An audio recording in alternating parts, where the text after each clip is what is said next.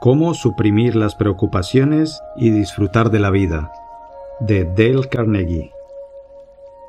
Tercera parte. Cómo acabar con el hábito de la preocupación antes de que él acabe con nosotros. Capítulo 6. Cómo expulsar la preocupación de su mente. Nunca olvidaré la noche cuando Marion J. Douglas era estudiante de una de mis clases.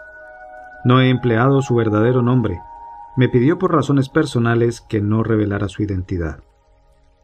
Pero aquí está su verdadera historia, tal como la contó ante una de nuestras clases de adultos. Nos dijo que la tragedia había llamado a su hogar, no una vez, sino dos. La primera vez había perdido a su hijita de 5 años a la que adoraba. Él y su esposa creyeron que no podrían soportar esta pérdida, pero como manifestó 10 meses después, Dios nos dio otra niñita, y la perdimos en 5 días. Esta doble desgracia pareció imposible de soportar. Este padre nos dijo, no podía aguantarlo, no comía, no dormía y no descansaba. Mis nervios estaban terriblemente sacudidos y mi confianza había desaparecido. Finalmente acudió a los médicos. Uno le recomendó píldoras contra el insomnio y otro un viaje. Probó ambas cosas, pero ninguno de los remedios sirvió de nada, y nos declaró, parecía que mi cuerpo estaba en un tornillo de carpintero y que las quijadas del tornillo me apretaban más y más. Era la tensión del sufrimiento. Si usted ha quedado alguna vez paralizado por la pena, sabe lo que esto significa. Pero, gracias a Dios, me quedaba un hijo, un niño de 4 años. Es quien me dio la solución de mi problema. Una tarde, mientras me compadecía sentado en una butaca, el niño me pidió, «Papá, ¿quieres construirme una barca?» No tenía gana alguna de construir una barca. En realidad, no tenía ganas de nada. Pero mi hijo es muy tenaz, y finalmente cedí. Construir aquel juguete me llevó 3 horas. Pero cuando terminé el trabajo, comprendí que aquellas 3 horas empleadas en construir la barca habían sido las primeras de descanso y paz mentales que había tenido durante meses. Este descubrimiento me sacó de mi letargo y me hizo pensar un poco. En realidad, era mi primera meditación seria desde hacía meses. Comprendí que es difícil preocuparse mientras se está haciendo algo que exige planes y meditación. En mi caso, construir la barca había eliminado la preocupación. Por eso decidí mantenerme ocupado. A la noche siguiente, fui de habitación en habitación por mi casa, formando una lista de cosas que había que hacer. Había infinidad de objetos que necesitaban reparación, estantes de libros, escalones, persianas, manijas, cerraduras, canillas. Aunque parezca asombroso, hice en 2 semanas una lista de 242 objetos que necesitaban atención. Durante los 2 últimos años he realizado la mayoría de estas tareas. Además, he llenado mi vida de actividades estimulantes. Cada semana dedico 2 noches a las clases de adultos en Nueva York. Me dedico a actividades cívicas en mi localidad y soy presidente de la junta escolar. Asisto a docenas de reuniones. Ayudo a recoger dinero para la Cruz Roja y otras actividades. Estoy ahora tan ocupado que no tengo tiempo de preocuparme. Sin tiempo de preocuparse. Eso es exactamente lo que Winston Churchill dijo cuando trabajaba 18 horas al día en plena guerra. Cuando se le preguntó si no le preocupaban sus tremendas responsabilidades, dijo, «Estoy demasiado ocupado, no tengo tiempo para preocuparme». Charles Kettering se hallaba en el mismo estado de ánimo cuando se dedicó a inventar un arranque automático para automóviles. Hasta su retiro, el señor Kettering era vicepresidente de la General Motors, a cargo de la mundialmente famosa Sociedad de Investigación de la empresa. Pero en aquellos días Su pobreza era tanta que tenía que utilizar el depósito de heno de una granja como laboratorio. Para comprar sus alimentos, tuvo que utilizar $1,500 que su mujer había ganado dando lecciones de piano. Después, tuvo que tomar a préstamo $500 con la garantía de su seguro de vida. Pregunté a mi esposa si no estaba preocupada en aquella época.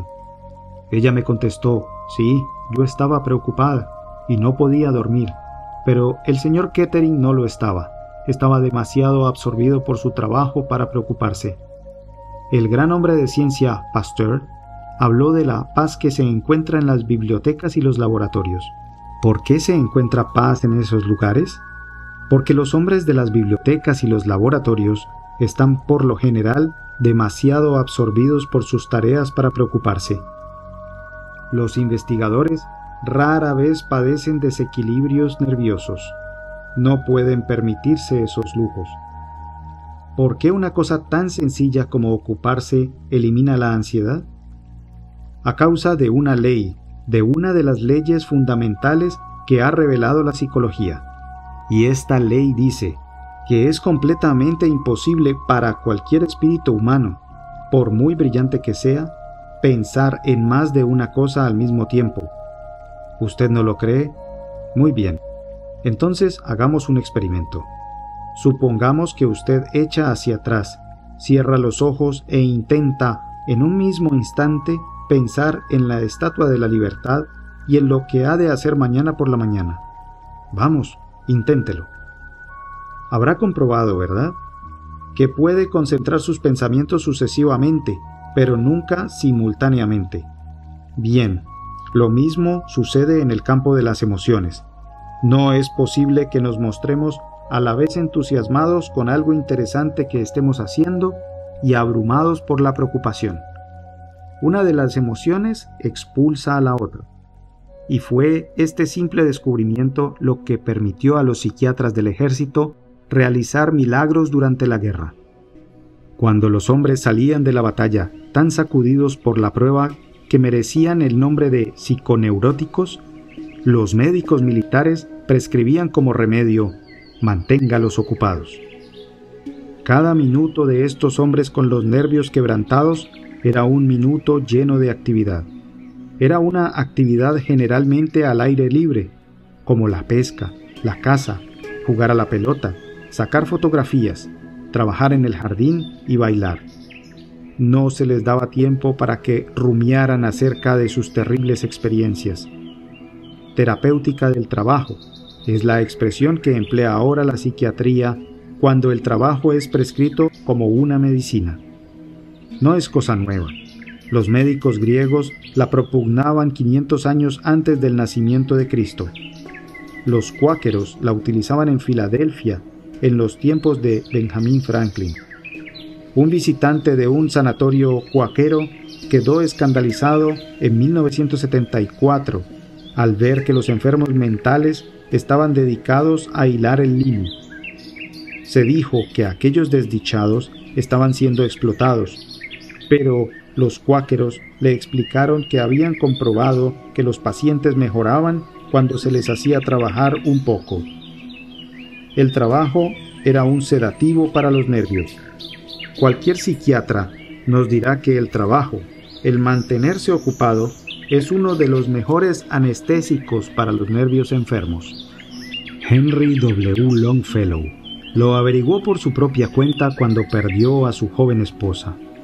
Su esposa estaba fundiendo lacre con una vela y se le incendiaron las ropas. Longfellow oyó los gritos y acudió al rescate, pero la desgraciada murió a causa de las quemaduras. Durante algún tiempo, Longfellow estuvo tan torturado por los recuerdos de lo ocurrido que casi enloqueció. Por fortuna para él, sus 3 hijos necesitaban atención.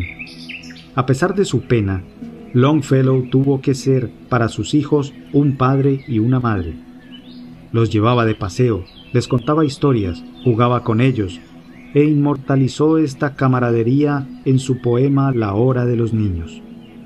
También tradujo al Dante, y todas estas obligaciones lo mantuvieron tan ocupado que se olvidó de sí mismo por completo y reconquistó la paz del espíritu. Como declaró Tennyson cuando perdió a su más íntimo amigo Arthur Hallam: debo ponerme en la acción si no quiero marchitarme en la desesperación.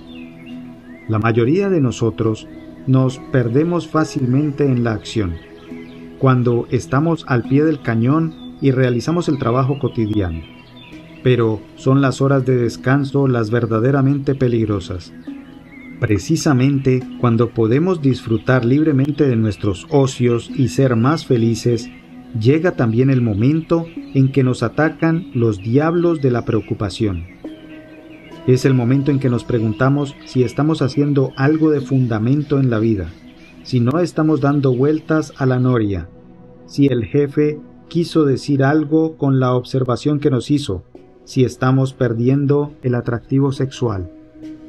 Cuando no estamos ocupados, nuestros espíritus tienden a convertirse en un vacío.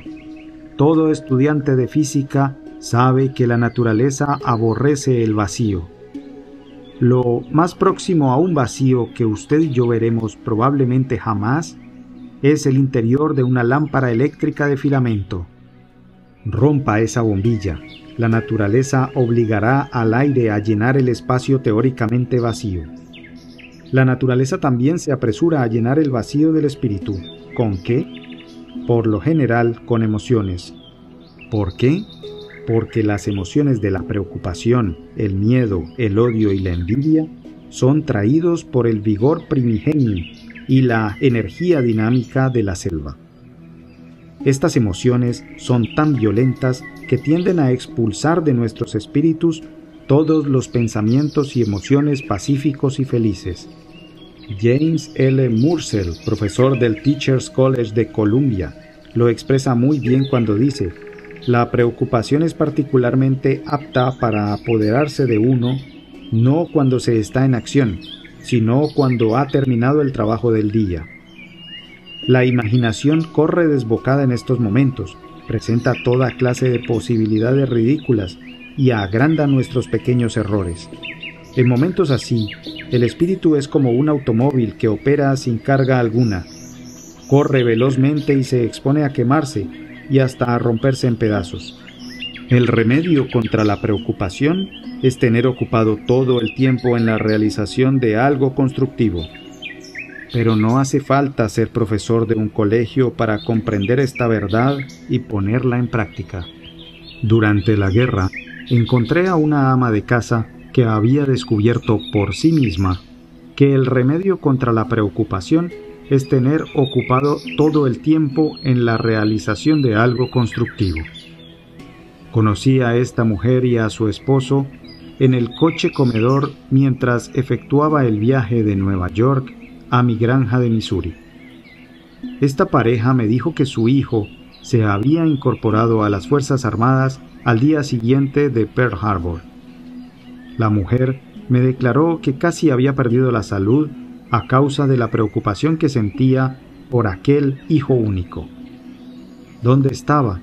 ¿Estaba bien? ¿Luchando tal vez? ¿Resultaría herido? ¿Muerto? Cuando le pregunté cómo había superado sus preocupaciones, me contestó: ocupando mi tiempo. Me dijo que, en un principio, despidió a su doméstica y trató de ocuparse haciendo sola todo el trabajo de la casa. Pero esto no le sirvió de mucho, y comentó: el fastidio era que podía hacer mis quehaceres domésticos de modo casi automático, sin emplear la cabeza. Y seguí preocupándome. Mientras hacía las camas y fregaba la vajilla, comprendí que necesitaba algún trabajo nuevo que me ayudara a ocuparme mental y físicamente todas las horas del día. Entonces acepté un puesto de vendedora en unos grandes almacenes. Eso hice, e inmediatamente me vi en un torbellino de actividad. Clientes que me asediaban y me hacían preguntas sobre precios, tamaños y colores. Nunca tenía un segundo para pensar en algo que no fueran mis obligaciones inmediatas. Cuando llegaba la noche, no podía pensar nada más que en mis doloridos pies. y en cuanto cenaba me iba a la cama y caía en la inconsciencia de modo instantáneo. No tenía ni tiempo ni energías para preocuparme. Descubrió por sí misma lo que John Cooper Powys explica en El arte de olvidar lo desagradable. Cierta cómoda seguridad, cierta profunda paz interior y una especie de feliz aturdimiento calman los nervios del animal humano absorbido por la tarea que se le adjudica. Y qué gran cosa es que sea así. Osa Johnson, la más famosa exploradora del mundo, me dijo cómo encontró el alivio a sus preocupaciones y penas. Cabe que hayan leído ustedes la historia de su vida. Se titula Me casé con la aventura. Si ha habido alguna vez una mujer que se casó con la aventura, esa mujer es ella. Martin Johnson se casó con ella cuando era una muchacha de 16 años. La sacó de las aceras de Chanute, Kansas, y la llevó a las sendas de la selva de Borneo. Durante un cuarto de siglo, esta pareja de Kansas viajó por todo el mundo, haciendo películas de la vida salvaje en declinación de Asia y África. Pocos años después, efectuaron una gira de conferencias exhibiendo sus famosas películas. Tomaron un avión en Denver y levantaron el vuelo en dirección a la costa. El avión cayó en las montañas. Martin Johnson murió instantáneamente. Los médicos dijeron que Osa no volvería a caminar. Pero no conocían a Osa Johnson. 3 meses después, estaba en una silla de ruedas, dando conferencias ante grandes auditorios. Dio 100 conferencias aquella temporada, todas desde su silla de ruedas. Cuando le pregunté por qué hizo eso, me contestó: haciendo eso, no tenía tiempo para la pena y la preocupación. Osa Johnson había descubierto la misma verdad que Tennyson había proclamado un siglo antes. Debo perderme en la acción, si no quiero marchitarme en la desesperación. El almirante Byrd descubrió la misma verdad cuando vivió solitario durante 5 meses en una choza literalmente sepultada en los hielos que cubren el Polo Sur. Son unos hielos que guardan uno de los más viejos secretos de la naturaleza, unos hielos que cubren un desconocido continente que es mayor que los Estados Unidos y Europa juntos. El almirante Byrd pasó allí 5 meses en completa soledad. Ningún otro ser vivo había en un radio de 150 kilómetros. El radio era tan intenso que podía oír cómo su aliento se helaba cuando el viento soplaba junto a su oído. En su libro Alone, Solo, el almirante Byrd nos habla de esos 5 meses que pasó en desconcertante y abrumadora oscuridad. Tenía que ocupar su tiempo para no perder el juicio. Y dice: por la noche, antes de apagar la linterna, tomé la costumbre de señalarme el trabajo del día siguiente. Por ejemplo, asignaba 1 hora al túnel de escape, media hora a la nivelación, 1 hora a ordenar los tambores de combustible, 1 hora a labrar estantes en el túnel de los alimentos y 2 horas a reponer algún desperfecto en el trineo personal. Era maravilloso engañar al tiempo de este modo. Me proporcionó una extraordinaria sensación de dominio sobre mí mismo. Sin esto, o un equivalente, los días no hubieran tenido finalidad, y sin finalidad hubieran terminado como tales días siempre terminan, en la desintegración. Subrayemos esto último: sin finalidad, los días hubieran terminado como tales días siempre terminan, en la desintegración. Si usted y yo estamos preocupados, recordemos que podemos utilizar el buen trabajo a la antigua como una medicina. Esto fue dicho por nada menos que una autoridad como el extinto Dr. Richard C. Cabot, que fue profesor de medicina clínica en Harvard. En su libro ¿Para qué viven los hombres?, el Dr. Cabot dice: como médico, he tenido la felicidad de ver cómo el trabajo curaba a muchas personas que padecían de parálisis temblona del alma. como consecuencia de dudas, vacilaciones y miedos avasalladores. El valor que nos proporciona el trabajo es como la confianza en sí mismo, que Emerson hizo eternamente gloriosa. Si usted y yo no nos ocupamos, si nos limitamos a sentarnos y rumiar, engendraremos una multitud de los que Charles Darwin denominaba los diablillos. Y los diablillos no son más que la vieja polilla que nos dejará huecos y destruirá nuestro poder de acción y nuestra fuerza de voluntad. Conozco a un hombre de negocios de Nueva York que combatió los diablillos ocupándose de tal modo que no tenía tiempo para lamentarse y angustiarse. Se llama Tremper Longman. Era alumno de mis clases de adultos y su conversación acerca del modo de combatir las preocupaciones era tan interesante, tan impresionante, que le pedí que cenara conmigo después de la clase. Estuvimos en el restaurante hasta pasada la medianoche. He aquí la historia que me contó. Hace 18 años estaba tan preocupado que padecía insomnio. Estaba tenso, irritado y tembloroso. Comprendía que mis nervios se venían abajo. Tenía motivos para preocuparme. Era tesorero de la Crown Fruit and Extract Company. Teníamos $500,000 invertidos en fresas enlatadas, en envases de 1 galón de capacidad. Durante 20 años habíamos estado vendiendo esas latas de fresas a los fabricantes de helados. De pronto, nuestras ventas se detuvieron, porque los grandes fabricantes de helados como la National Dairy y Borden's estaban aumentando rápidamente su producción y ahorraban tiempo y dinero comprando fresas en barriles.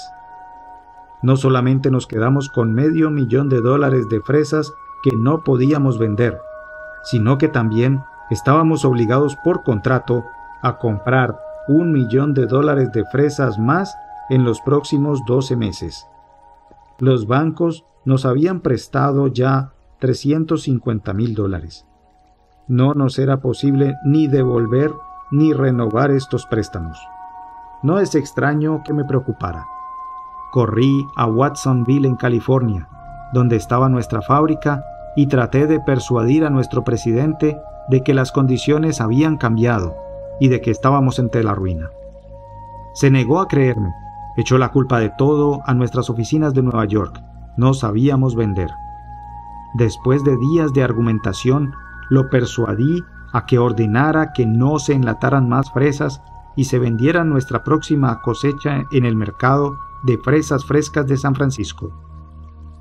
Esto solucionaba nuestros problemas casi por completo. Por tanto, debí cesar de preocuparme.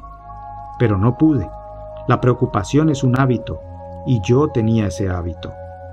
Cuando volví a Nueva York, comencé a preocuparme por todo. Por las cerezas que estábamos comprando en Italia, por las ananás o piñas que estábamos comprando en Hawái, y así sucesivamente.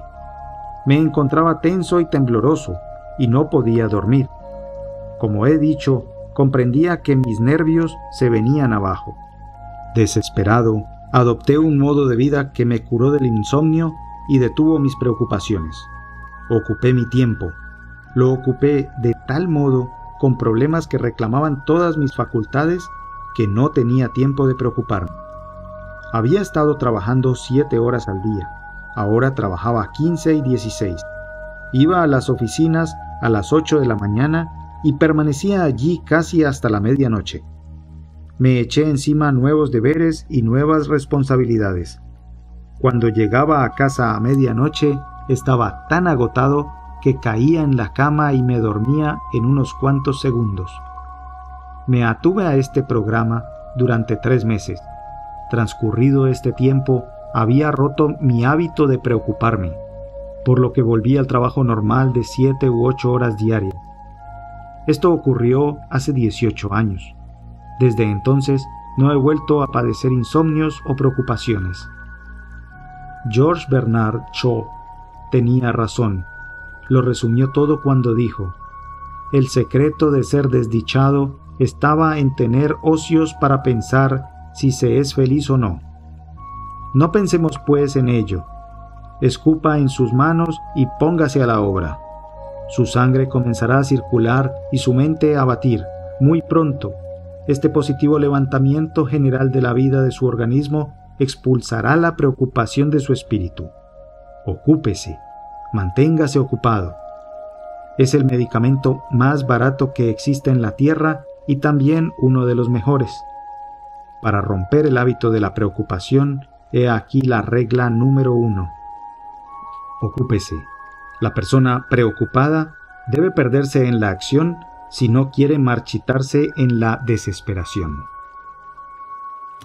Si te gustó este video y quieres motivarme para hacer más y mejor contenido, por favor dale me gusta y suscríbete a mi canal. Gracias.